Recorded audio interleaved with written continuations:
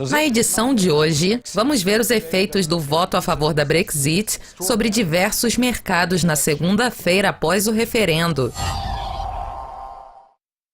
Vamos começar com o par Libra-dólar, que sofreu maior impacto.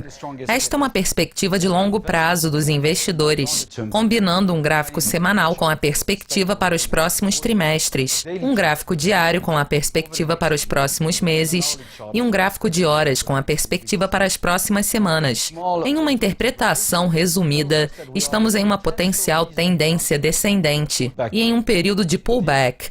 A tendência de longo prazo ainda é descendente. No médio prazo, ainda estamos em uma correção para cima e a tendência de curto prazo é de queda. No gráfico de horas, podemos notar uma forte venda generalizada de quinta-feira a sexta-feira à noite, com uma queda de quase 1,50 para 1,32. Nós acreditamos que ainda há potencial para mais queda, em direção ao nível 1,30 nos próximos dias. E podemos ver aqui que o índice de risco ainda tem mais potencial para sobrevenda. O gráfico diário, que vinha mostrando uma correção desde abril, agora está neutro. E não há mais metas, aguardando a retomada da tendência descendente. Na perspectiva do gráfico semanal, a tendência ainda é de queda, com potencial para atingir níveis próximos a 1,30 e possivelmente 1,28. Portanto, o par ainda está sob pressão, e este não é o momento para se investir. Eu recomendo aguardar até que o par se estabeleça, pelo menos pelos próximos dias. Em uma perspectiva de prazo mais curto, do ponto de vista dos traders, as três tendências estão em queda. No gráfico de 60 minutos, podemos ver que a tendência ainda é descendente. No gráfico de 15 minutos, o potencial parece ter sido alcançado, mas ainda não está sobrevendido.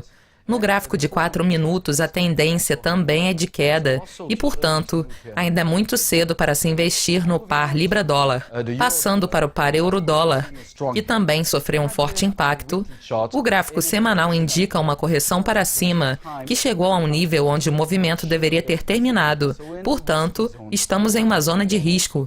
O movimento começou com a decisão extraordinária de queda e a nossa expectativa para as metas de correção fica entre 1,1080, que é praticamente o nível atual, e 1,08, que deve servir como um forte suporte para esse movimento descendente. No gráfico de horas, a tendência também é descendente, e o índice de risco ainda não está sobrevendido, portanto ainda há mais potencial. Nós também podemos ver que o nível 1,08 é muito importante.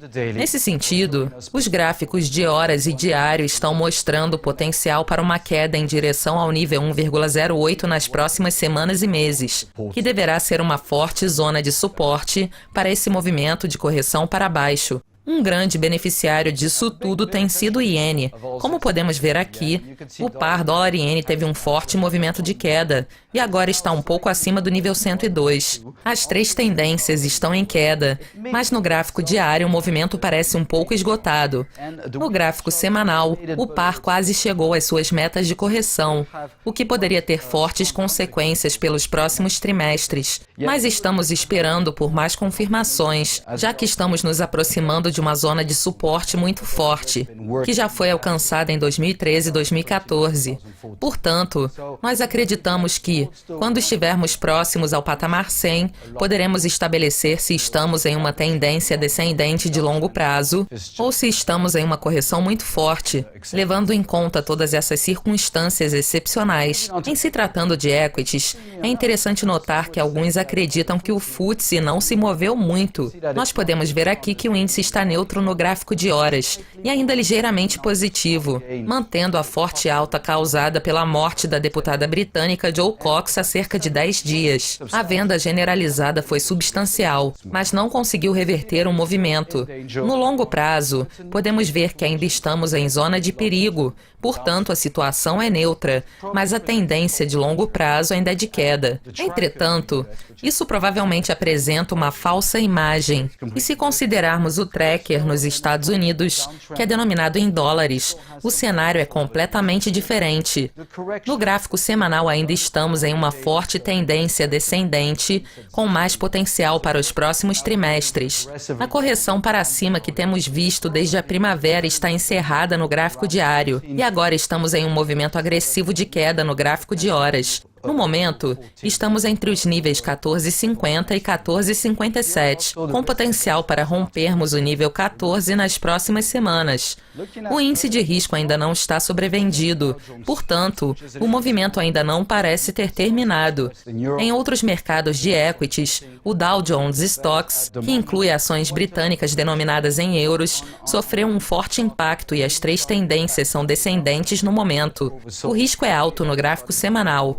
O gráfico diário mostra um retorno da tendência de queda, mas ainda não está sobrevendido.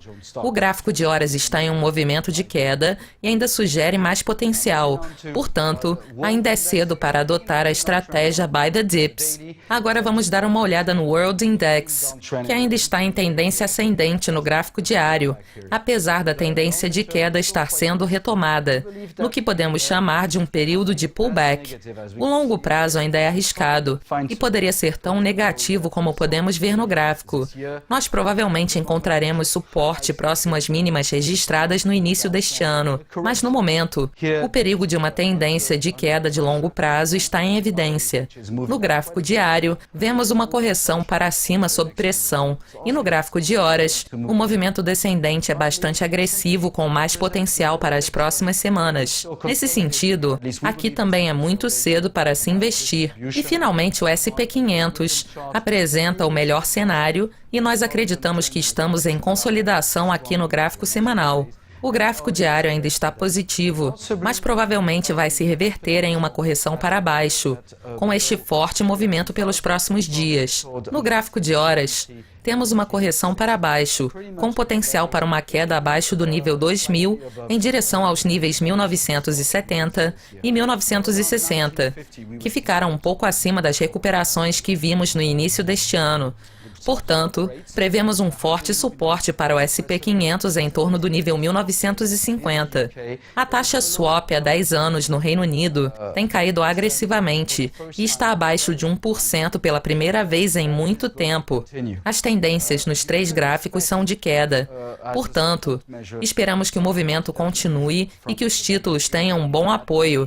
É possível que o Banco da Inglaterra introduza algum afrouxamento monetário como medida de apoio. Nós não temos um gráfico de horas para os títulos do governo, mas podemos ver que, apesar dos alertas de crédito, como o da SP, que rebaixou a nota do Reino Unido, a tendência ainda é descendente neste gráfico semanal para os rendimentos de títulos do Reino Unido a 10 anos. É possível que o movimento de queda chegue a 0,50% nos próximos trimestres. No gráfico diário, o movimento está se esgotando, mas ainda há um pouco de pressão dessas circunstâncias extraordinárias.